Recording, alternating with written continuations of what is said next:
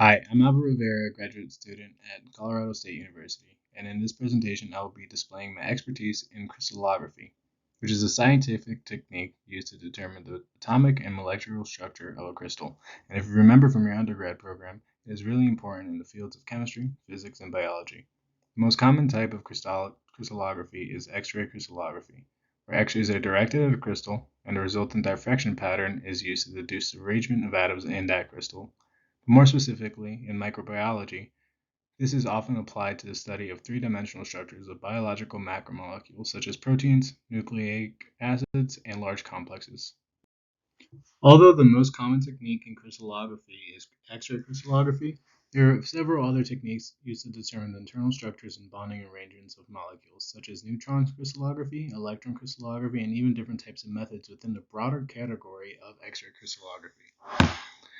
Each of these techniques has its own applications, advantages, and scenarios that they would thrive in over one another or overlap in different ways. Depicted here on the lower right is a typical data collection station for conducting X-ray crystallography experiments using synchrotron radiation, which is a type of radiation characterized by its high intensity, broad spectral range, and highly collimated beams. But let's focus on the typical data collection station first because it will help us figure out how we can make something infinitesimally small to something large enough that we can figure out its three-dimensional structures.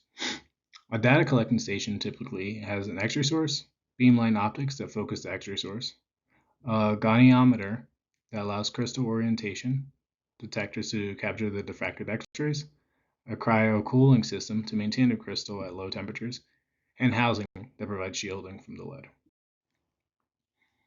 Although crystallography is a powerful technique, it does have some limitations. Some of these limitations are the amount of time it takes to create a crystal from things that the eye can't see, the cost, the complexities of the structures, especially when diving into smaller molecules like the protein in a cell, and especially size limitations.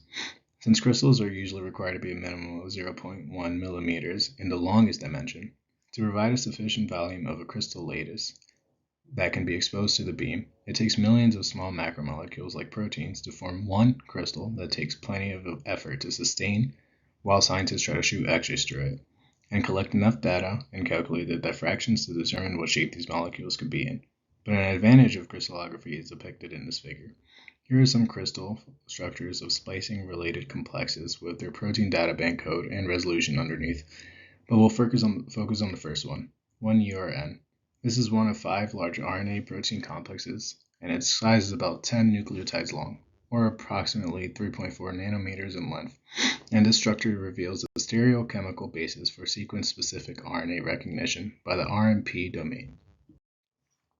Although the advantages of crystallography are second to none, the proof being that 86% of the protein data bank is derived from macromolecule structures that were determined using X-ray crystallography, I wouldn't be giving it the justice it deserves without going over how exactly proteins get crystallized and covering some small details that get us from the proteins to crystals in the first place.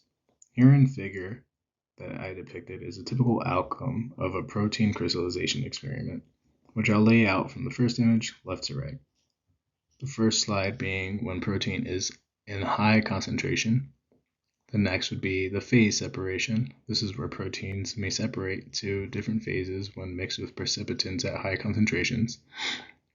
Next would be the crystallization of the protein. This one is depicted of ATCSN7 obtained in polyethylene glycol 8000 and magnesium acetate. The figure labeled D is the crystals obtained in sodium chloride. And lastly, these are what it looks like under saturated drops, clearing out the crystals enough to shoot X-rays through it. A lot of this would vary, of course, depending on what protein that scientists are focusing on. Although the advantages of crystallography speak for themselves, scientists are doing what scientists do best, perfecting their techniques and expanding on them. We can peek into the inner workings of proteins and other macromolecules and take advantage of finding out how microorganisms do what they do. And we are still going further, using more complex variations of crystallography and mathematical data analysis to see complexities of life that we have yet to see.